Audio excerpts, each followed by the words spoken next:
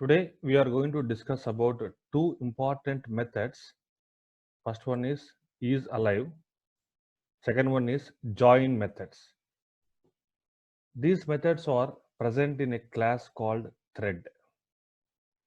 So what is the first method? Is alive, and second one is the join method. Okay, let's see some points. Main thread has to finish last. So it is a very general point that the first thread that will be created is the main thread, right? And main thread is going to create the child threads, right? So this is the child thread 1 and this is the child thread 2. So this is child thread 1 and this is child thread 2. So as a general rule, after the completion of the child threads only, the main thread has to finish. Okay, so which thread will start first? Main thread, obviously. And which thread has to finish last? Again, it is the main thread. See the second point. Main can use sleep to finish last.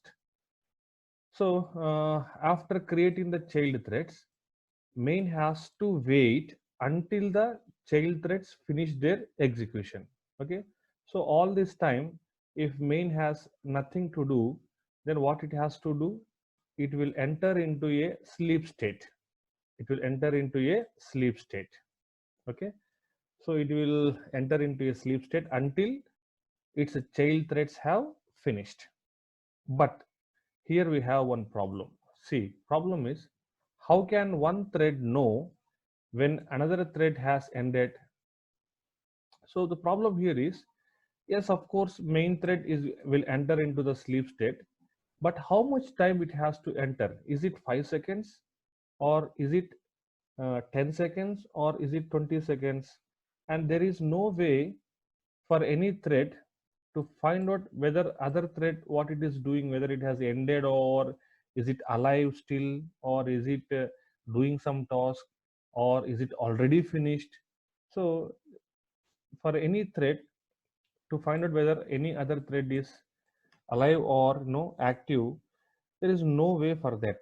The problem, this is the main problem. Okay, so Bain has no way of knowing that whether any of their child threads are active or already finished.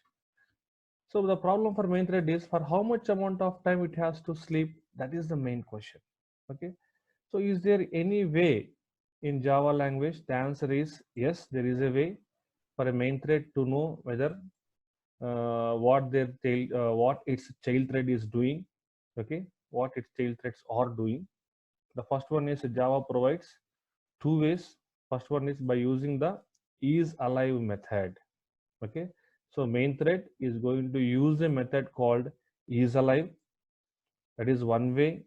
And second way is by using the join method. Let's look at these two methods closely. First one is by using isAlive method. First point, this method is defined by thread class. As I told you already, these two methods are present in the thread class, and its general form is this one: final boolean is alive. We can call is alive on any thread. The is alive method returns true if a thread upon which it is called is still running. It returns false otherwise. Suppose take this example. There is a main thread. If this is your main thread, this is the main thread, right? And assume this is the child thread of it. This is the child thread. Okay, now if main thread wants to know whether this child thread has finished or not, it can use the method called isAlive. So it is going to use the method isAlive. So in reply it is going to get two possible values, either true or false. If the value is true, its meaning is child thread is still active. It is doing its task. It is still active. If the value is true, what is the meaning of that? Child thread is still active. If the value returned by this isAlive method is false, it means that the child thread is already finished. Okay, so in this way, any thread can able to know whether other thread is doing the task, or I mean whether the other thread is alive or already done. Okay, or already finished. Second one is by using join method. Join method is used by one thread to wait for another thread to finish. Right. You might be thinking that why there are two methods to know whether to know the status of a thread. The answer is there is a problem with the previous method. There is a problem with this method. I will tell you what is that problem. There is a problem with this isAlive method. Suppose again take the same example. This is the main thread and this is the child thread. This is the child thread. Okay. Now if main thread wants to know whether child thread is wants to know the status of the child thread, it is going to execute the isAlive method. Okay. It is going to return true, for example. What is the meaning of true? Child thread is still active. Right. Now the main thread is going to wait for some amount of time, random amount of time, and again executes the isAlive method. Right. If again the output is or return value is true, it means the child thread is still active. So again main thread is going to wait for random amount of time, again calls the isAlive method. If it is again true, again main thread waits for random amount of time. So this process has to be repeated by the main thread. So every time it has to use the or it has to execute the isAlive method. So it is somewhat hectic task for the main thread every time to call the isAlive method. That is the main drawback of this isAlive method. Now in order to overcome that drawback, another method was introduced by Java. That method is called join. The join method is used by one thread to wait for another thread to finish. It is very simple. Again take a main thread and take a child thread. This is the child thread, right? Now main thread is going to execute join method. Main thread is going to execute the join method. What is the use of this join method? See, join method is used by one thread. So in our example, main thread, to wait for the another thread to finish. Here another thread is our child thread. Okay, so main thread is going to call join only once. Okay, and main thread will be in the waiting state. It will be in the waiting state. Right? For how much amount of time it will be in the waiting state? Until the child thread completes. Until the child thread completes. For example, after some amount of time, the child thread has finished its task. Immediately, it is going to get some signal that the child thread has finished. Right? So what is the advantage of this join method? No need to repeatedly call the join method. Call only once and enter into the waiting state. As soon as the child thread is completed, a return value or a signal will be sent to the main thread, indicating that the child thread has been finished. Now main thread can awake and it can start executing, right? So that is the advantage of this join method. If you see the general form, it's a method name.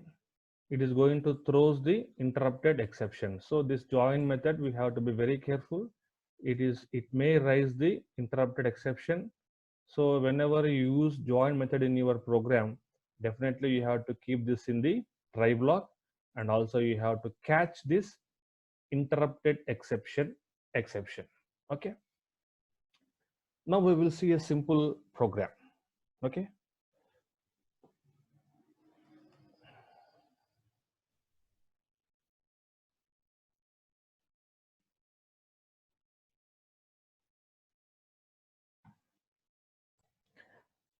So before looking into this program, now we have to understand what is the basic structure of the program. Then only we can able to easily understand what the program is.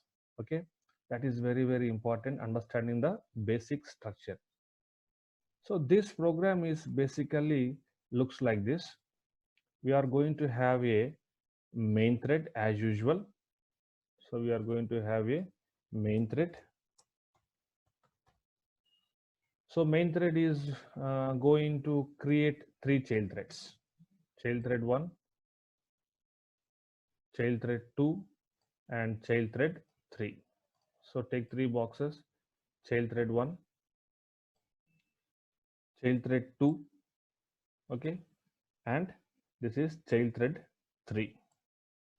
Okay, now obviously which thread is going to start first? Main thread will start first, and main thread is going to create all these three threads. Remember, there is no task for the child thread. Okay, and we are going to assign the task for the child threads. Task is like printing numbers 5 to 1 as usual in the previous programs or in the previous videos we have seen. So printing the numbers from 5 4 3 2 1 with a gap of 1 second. Okay, so first statement inside this main thread will be three object creation statements. This is all three object creation statements, and then it has to wait until all the three threads has to finish, right? I told you now, because main thread has to finish last. So main thread has to wait until all these three threads has to finish. So what main thread will do, it is going to execute join method.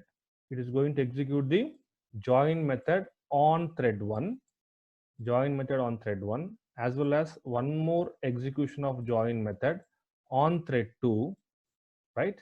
And one more execution of join method on thread 3, right? So there are three join method executions, one for each thread. So as soon as a child thread is completed, it is going to get a signal, right? And as soon as child thread 2 is completed, it is going to get a signal at this point or to this point. As soon as child thread 3 is finished, it is going to get a signal. Okay, so all that time the main thread will be in the main thread will be in the waiting state. Okay, and in this program we are going to use isAlive method also. Okay, so before these join methods, here I am going to use three isAlive methods. Okay, the first isAlive for child thread 1, second isAlive for child thread 2, third isAlive method for the child thread 3.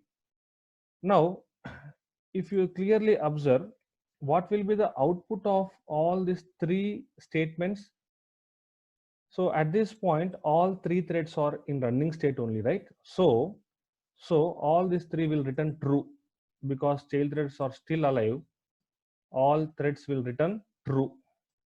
Now, after these join statements are completed, if you again use the isAlive methods for each threads, at this point, you are going to get false. Why? Because at this point, all the child threads are finished. All the child threads are finished. In order to check that, I am going to use the isAlive method for each and every child thread. So this is one set of isAlive methods. This is another set of isAlive methods. So for this set, I am going to get true. For this set, I am going to return false, right? So this is the basic structure of the program. Now we will start writing the program. First, we will start the main thread, and then we will write the program for the child thread. Okay. Yes.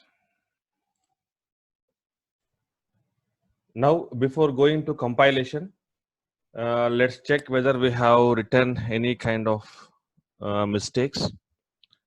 Thread 1 is alive. Here thread 2 must be there. Okay. Thread 2 is alive. And here we have to write thread 3. Similarly, join is okay. And here also thread 2 is alive, thread 3 is alive, right? So after making all the changes, save this, save as demo join.java. So already it is there, save that name. Now you go for the compilation. Before going to the compilation, let's check the program once again. And as I told you now, that this is the main thread, this is the main class. This program is having two classes. This is the child class and this is the main class. Okay, so main class is having one main method. It is having the main method, and these three statements are used to create three childs. So first child name is 1, second child name is 2, third child name is 3. So after creating the three childs, we are main thread is just checking whether they are alive or not. Obviously, as soon as they are created, they will be alive. So the return value for this is alive statement will be true. So in the output, what we are going to get, thread 1 is alive, true, thread 2 is alive, true, thread 3 is alive, true. Okay, so what is the method name you are using there? Is alive. Okay, and next we are using the join set of statements. So why main thread is using the join statements? In order to wait until all the child threads finish. So until all the child threads finish, the main thread is not going to proceed anymore. It will stop here. It will be in the waiting state at this point of at this point. Okay. So once all the three child threads has finished, then only it will come out of this three join statements and it will enter into the next set of statements. Okay. So again, main thread is going to check whether the three child threads alive or not. So this time all child threads, all the child threads are already finished, right? So this time the answer for this method call will be false for all the three threads. So what is the output you are going to get? Thread 1 is alive is false, thread 2 is alive is false, thread 3 alive is also false. So this is the statements that are present in the main method. Now we will go to the child thread. See, in the first set of statements, in the child creation statements, here we are calling the constructor. So while creating the first thread, we are calling the constructor. So where will you come? This is the constructor. So it will be executed, right? So in that, what we are doing, the most important point is to this object. Okay, let me explain you more clearly. So here we are creating the object, right? So an object will be created, right? And next, so this is the constructor. So in the constructor, what is going to happen? We are going to link the thread to the newly created object. So a thread, or we can think in this way, we are making this part of the program as a new thread, right? So this means current object. So this is a current object that was newly created. Okay, so to this object we are going to attach a thread, right? And next, what we are doing, we are just trying to print the description of the thread, and we are calling the start method. What start method will do? Start will call the run method. So inside this we will have a run method, and that run method will start execution. All of you know that run method is the entry point for any newly created thread. And if you observe, the same kind of thing is going to happen for the next child thread also. If you observe, this is also a call to the constructor. So, and this is, first of all, it is a object creation statement. That means object will be created. I will show you. Object will be created. One more object is going to be created. Okay, this is object 2, and So again, what is going to, what we are doing, we are calling the constructor. So this part of the constructor is going to be executed. And what is there inside the constructor? We are going to create a thread. Yes, a thread will be created, and that thread we are going to attach to this newly created object. Again, here this refers to the current object. This time this is the current object, right? This object 2 will become the current object. To this current object we are going to attach a thread, and we are printing the description of the thread, and we are calling the start method. That means start is going to call the run method. So this object is also going to have the run method. So this will be the entry point for the second thread or child thread number 2, right? So similarly, child thread 3 also will be created, right? And a thread will be attached to this newly created object, and we are going to start the run method inside this, right? And we all know that in the background main thread will be always running, right? So totally in this program 4 threads are running concurrently, including main thread, child thread 1, child thread 1, child thread 2, and child thread 3. So 4 threads are concurrently running, running by the CPU, right?